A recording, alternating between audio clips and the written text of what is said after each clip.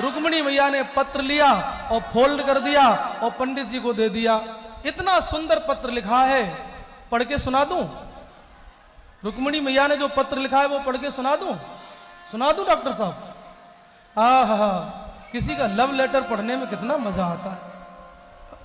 पहले लोग लिखते थे ना, वो ऐसे लिख देते थे, फोन तो होता नहीं था, और वो बाउंड बना देते थे उसमें, और ऐसा पान का पत्ता लाल कलर से रंग के ऐसे फोल्ड कर देते थे, और किसी को मिल जाए ना ऐसे करके देखता था कि कुछ तो पढ़ने को मिल जाए। उत्सुकता होती है किसी का पत्र पढ़ने में, लेकिन ये साधारण पत्र नहीं है। रुक्मिणी मैया ने क्या लिखा?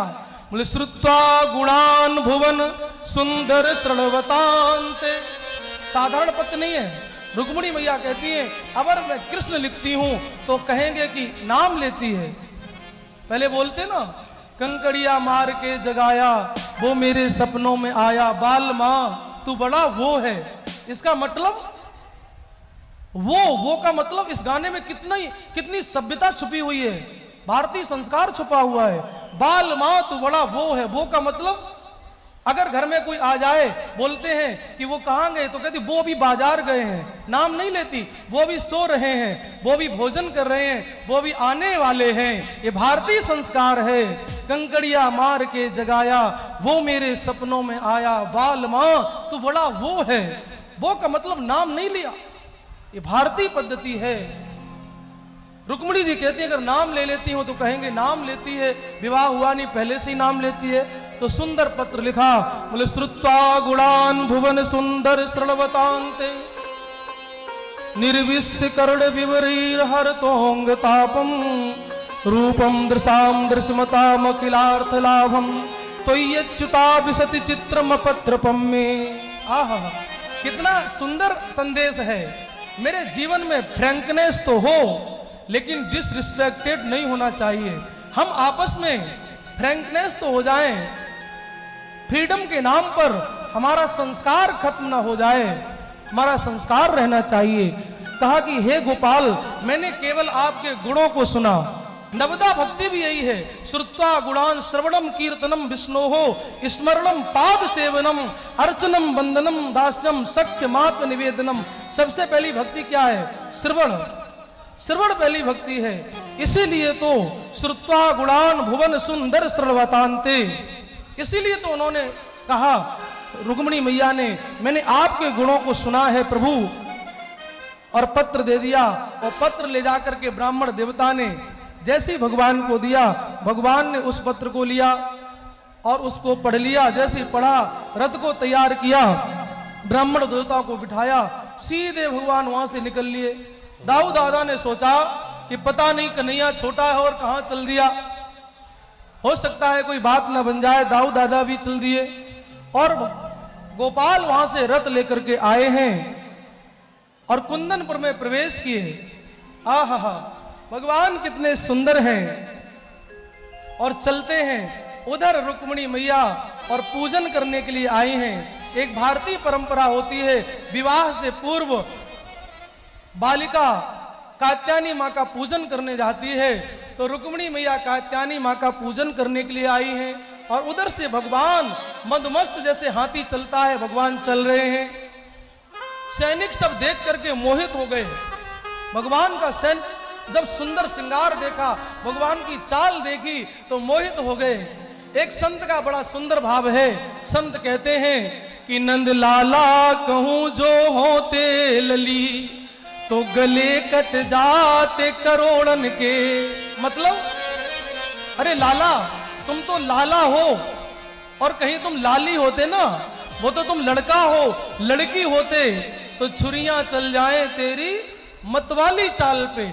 और वही नंद लाला कहूं जो होते लली तो गले कट जाते करोड़न के।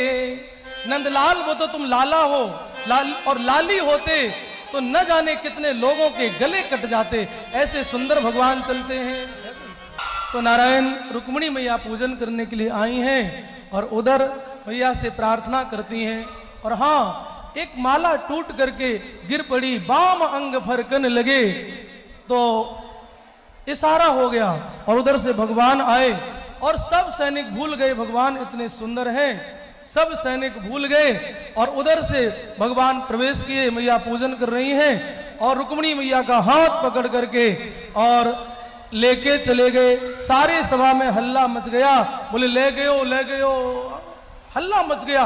और रुक्मिणी मैया को बिठा करके रथ में बिठाया और भगवान लेके चल दिए। इधर रुक्मिणी को पता लगा, पूरे समाज में हल्ला हो गया कि भगवान रुक्मिणी मैया को लेके चले गए। इतने में सैनिकों से कहा, बोले तुम क्या कर रहे थे? एक बोला अरे उसका पीताम्बर इतना सुंदर लग रहा था, एक बोला उसके कपोल गाल बहुत सुंदर लग रहे थे, एक बोला उसके बाल सुंदर लग रहे थे, मैं तो भूल गया। बोले भैया सब कुछ तो था, उसका पीताम्बर इतना सुंदर लग रहा था कि मैं तो सब कुछ भूल गया।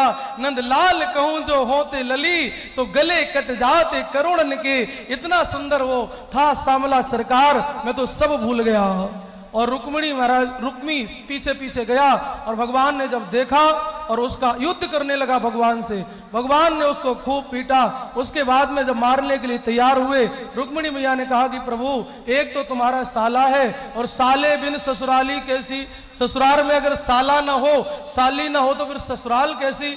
बोले इसलिए इसे छोड़ दो। उसको बांध दिया और आगे चल करके एक नगर बसा के वो रहने लगा। द्वारका में भगवान रुक्मिणी मैया को लेकर के आए हैं और आज वैदिक मंत्रों के द्वारा आज भगवान ने का नारायण रुक्मिणी मैया के साथ में विवाह हुआ है। वेद मंत्रों का उच्चारण हुआ है। सांडिल्य मुनि ने वेद मंत्रों का उच्चारण किया और रुक्मिणी मैया ने माला, देखो द्वारकाधीश तो बिल्कुल खड़े हो गए, तैयार है, क्या बोलना पड़ेगा मेरे कन्हैया को तो। आहा, रुक्मिणी मैया ने द्वारकाधीश के गले में माला डाल दी और द्वारकाधीश भगवान ने रुक्मिणी मैया के गले में माला डाल दी और सांडिल्य मुनि ने वेद मंत्रों का उच्चारण किया है। क्या बोलना पड़ेगा और धीरे से क्या बोलना पड़ेगा?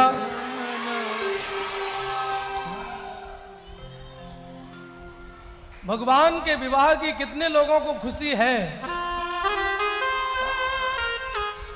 तो देखो जो भगवान के विवाह में नाचता है ना, उसे दुनिया में नहीं नाचना पड़ता। इधर वाले लोग भी कंजूसी नहीं करेंगे, आप लोग बैठे नहीं रहेंगे, आप लोग भी। डॉक्टर साहब, हाँ, जेपी चंदन, हाँ, क्या बोलना पड़ेगा? सभी लोग मंगलमय उत्सव है। देखिए भगवान का विवाह हो, इससे बड़ा उत्सव दुनिया में कौन हो सकता है। सुंदर मेरे द्वारकाधीश भगवान का रुक्मिणी मैया के साथ में विवाह हुआ है। हम लोग भी थोड़ा आनंद कर लेते हैं।